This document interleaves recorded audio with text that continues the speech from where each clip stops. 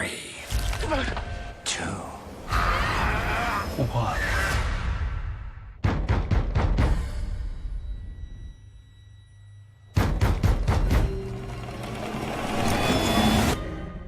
Who is it? It's nothing. Oh, dude, it's Pete. Oh my gosh. Brother thought it was pretty funny. Here in Salem, they didn't teach us all our history. Some stories got lost along the way. Maybe if they had taught us everything that happened, my brother would have left that knife where he found it. I will play. I won't quit. You know what I think we should do right now? Go to the party. Come on, let's go.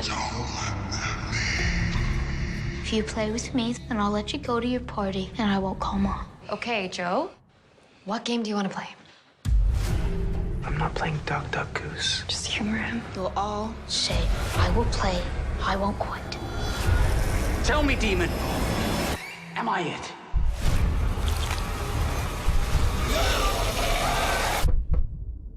Morgus?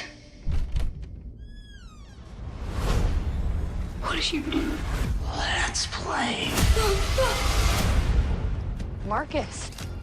Are you ready to play hide and seek? Marcus, why do you have that knife? 5, Why are you doing this? 4, 3, 2. Go. What is going on? It's not him. It's the knife.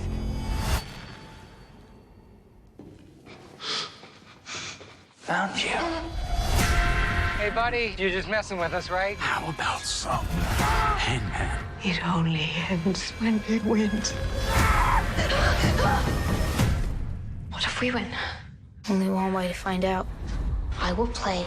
I won't quit. What's happening? Help! I will play. Marcus! I won't quit. I will play. I will quit. Let's play a new game.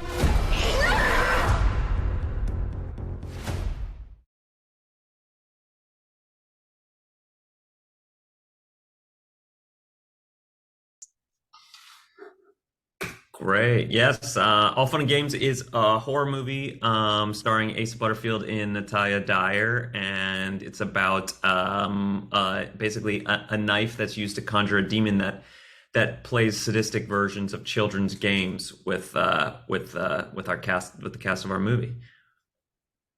Fantastic. What is the significance of the children's games and the evil that it portrays? I mean, I think for us, you know, when we first read the script, it was on its face a pretty kind of straightforward horror concept of like, you know, a lot of sort of things that you might have seen before. But for us, I think we saw it almost as a coming of age horror movie, you know, and I think a movie we thought of actually right away was E.T., you know, and because that's such a film that deals with the divorce and a fractured family in such a realistic but yet cinematic way. You know, and then I think we also thought about movies like Halloween, where you kind of have these kids against this unstoppable force. Like for our department heads, Amblin meets John Carpenter was kind of our mantra. You know, it was the thing that we were always telling people to keep in mind. But I think to your question about the theme of games and their significance, you know, for us, it's like this metaphor of, you know, games are sort of a microcosm for society. You know, they're also how kids learn.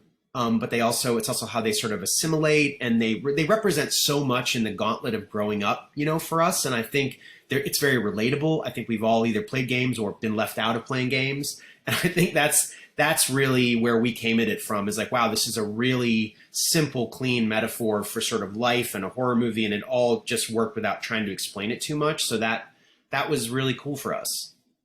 Right. And a lot of people don't realize just how dark some of these games are. Like Ring Around Rosie. I mean, that's the bubonic plague. You don't get much darker than that. I know. Yeah, we wish we could have worked that one in. We sort of did. There's an echo of it in the in-between. When they're circling around Billy, it was a much bigger thing event once upon a time. Yes. So y'all have teamed up together before on shorts, but this is your first feature together, right? That's correct. Absolutely. Oh, that's awesome. How did y'all come to team up? Eren and I met on the set of Community, which was a television show, a sitcom on NBC back in the mid 2000s, we met in probably 2010, 2011. I was working with the Russos as their assistant, and Eren was working with Joel McHale. And Eren and I were writers and directors in our own right. We were doing our own shorts and writing our own features, and we became sort of fans of each other. And we started sending scripts back and forth and little shorts back and forth. And then eventually Eren came up with the idea that maybe we should try and write something together. And so we wrote this pilot together. And that was really successful for us. We got some meetings out of it. We realized it was much more fun to work together as writers. And then we also wrote a feature, and eventually we decided we would team up and write and direct a short together, because we really appreciated the partnership and wanted to continue working together. So we did 2 shorts together, which were our short films, The Internet Kills and The Bride. And The Bride is on Alter, and it got the attention of we shared it with the people I work for, the Russo brothers. And it got their attention as just like an interesting sort of singular short film, which was a little bit of like a spaghetti western meets a ghost story set in Iraq. And it was, very unique. And so they encouraged us to lay claim to something at AGBO as our feature directorial debut. And we had found All Fun and Games there, and we rewrote it and kind of laid claim to it to direct. All right. Well, tell me a little bit about the casting process, because it has a great cast. All Fun Games has a great cast. Yeah, I mean, we certainly have to give credit to our casting director, Jessica Sherman, who has an exquisite eye and really found us a lot of the new faces that you're not familiar with. Ben Ainsworth, who's a wonderful little British actor. I mean, he's not little; he's a young man, but he is small in stature. We had never seen him before, and it was a small but low budget picture, so she was kind of like, I know we can't afford to travel someone from London, but you guys should just watch this, and you should show him to the heads. And so we did, and he was great. And we also knew, whereas we might have wanted to work with someone who was maybe a little bit more fresh, not as polished, we were not going to have time. It was a 20-day shoot, and so he was so professional, so spot on, and that's really all due to Jessica. And then Laurel Marsden was her find, Colton Stewart, who plays Pete. And then we were lucky enough that Natalia and Asa, who are obviously big stars, they just love the script. And we were really lucky to have collaborators, who were so much more experienced than us and really brought a sense of collaboration to the, honestly, Ari and I love casting. We love working with actors. It's the most fun, I think, for us as filmmakers. Ari, I don't know if you want to add to that. No, absolutely. Eren and I always say there's no special effect better than a close up on an actor's face, whether it's, an emotional scene or a traumatic scene, or, the actor is scared.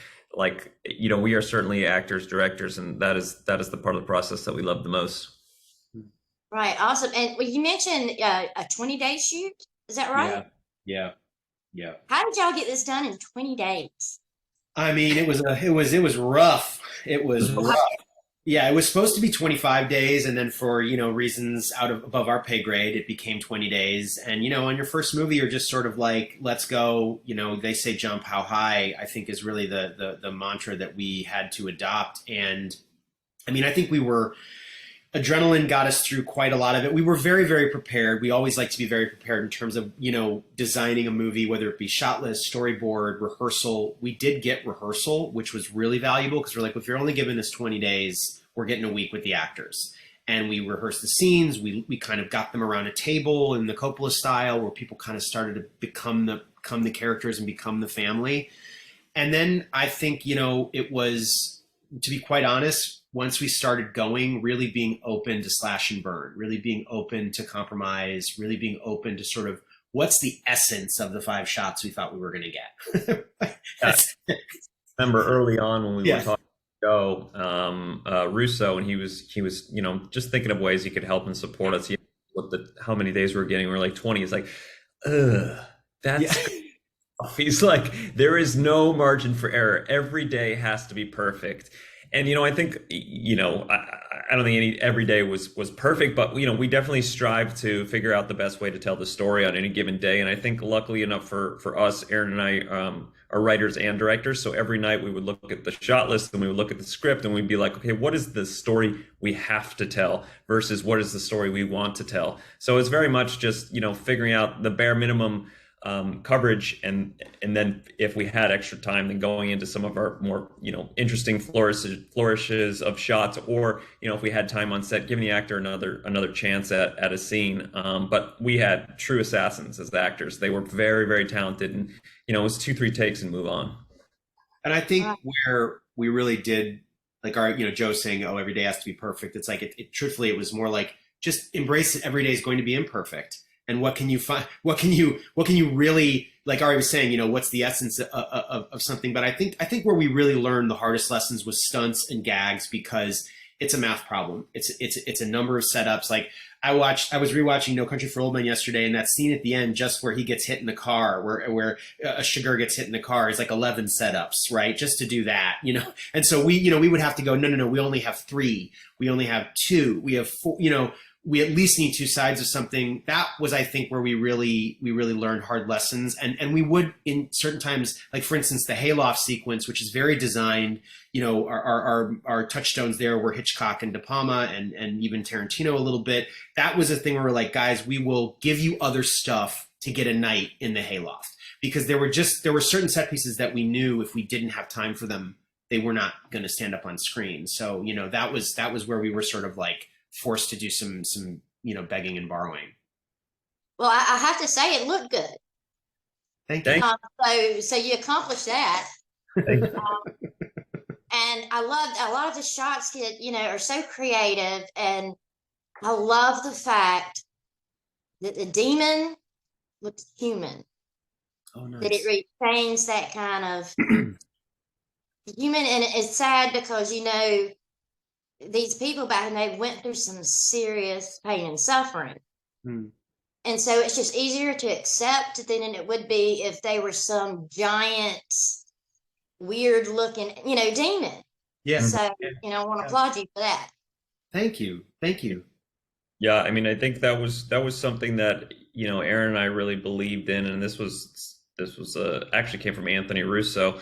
He was talking to us about his son watching a horror movie and crying when the antagonist died. I think it was It or something like that. And we're like, so how can we make the audience truly care for our antagonist, our demon? How do we make them care for them so that ultimately when he dies, we've done a magic trick where the audience is like empathizes for him? And I think making it a little boy who suffered trauma in the past during the witch trials, and paralleling that journey with Joe, who is Ben Ainsworth plays Joe, paralleling those two journeys of these teenage boys in the past and in the in the present, so that we truly feel for him.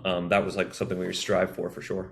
And the other thing is, like, when we did because we originally we had this backstory of Salem and witches, but it wasn't at the forefront. And for us, it was, what we loved was this idea that, you go back in time and these women being persecuted by old white men are really just single moms who happen. Witchcraft means she's pregnant. Like it's all the stuff that's still going on. And we saw those parallels with Annabeth Gish's single mom character just trying to survive and keep her family together and keep her head on straight.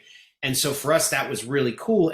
But it was much more in the background. It was Joe Russo who said, no, bring this specificity up. Let's make it Salem. Let's really, hit on that. And he actually had the idea for the knife as well, saying, okay, let's have a key to the door that opens the past and a key to the demon and this relic that can be iconic and hopefully people will remember. And it was, that was really something where he encouraged us to mine our specificity as creators even more deeply, which was really awesome. All right, what went into creating the look and style of the film? Because it all kind of has that dark, shadowy, vibe going on. But at the same time, you can see the happiness in some of the characters' faces and, their experiences. Yeah, I mean, visually, obviously, our DP, Rick Diaz, and our production designer, Diana Magnus, and costume designer, William Ing, we couldn't have done it without them, because they created the world and the color palette that Ari and I really were articulating very early on with, again, E.T. and Halloween, which was like, E.T. for us was this, there are shadows and there is darkness, but it's warmth. It's the warm lamps over the it's E.T. It's the color. We love the idea of a Technicolor horror film. Shining's another great example where the colors are so brilliant, but it's something awful is going on.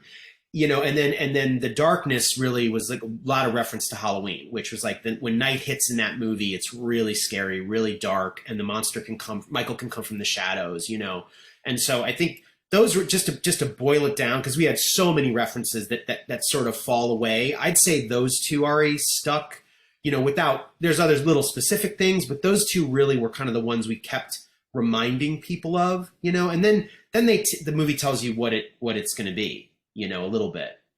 Right.